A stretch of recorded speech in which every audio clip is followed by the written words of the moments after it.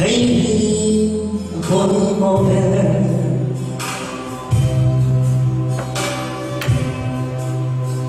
in chúng qua mùa nắng ít dần về nắng nắng lên chúng ta chung chẳng đắng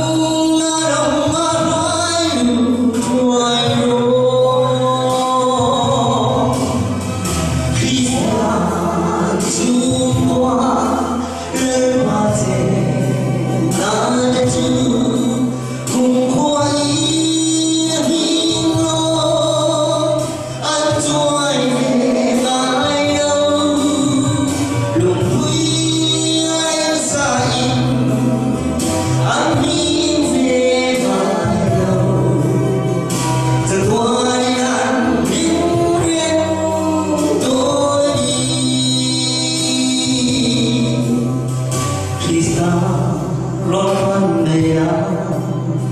thiết tha ai có đâu liền nói trong tay chung anh đã lệ thoại bụng sen hôn anh em có chẳng tao cần ai đâu vì ai hoàn vì ai cùng mà yêu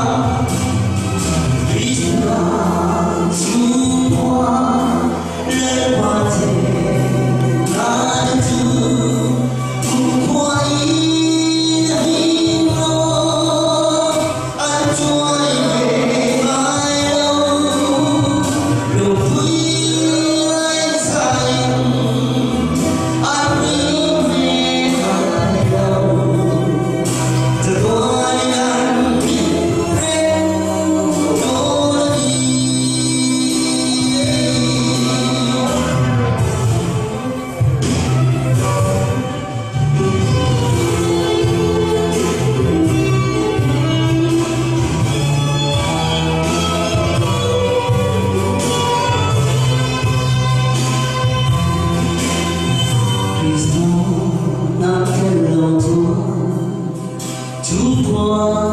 ai thế đâu liền đã mang đâu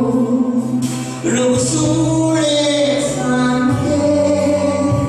biệt lòng giữa đông về đi thiên đàng ai đâu về ý xưa những cơn lũ đầu ngồi Hãy subscribe cho kênh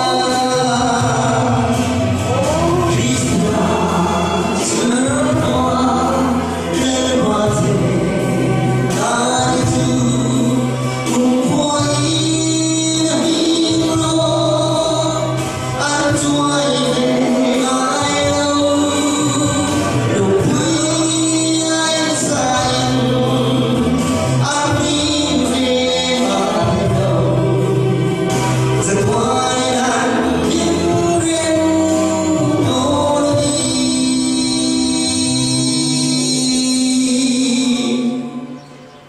để không bỏ lỡ những video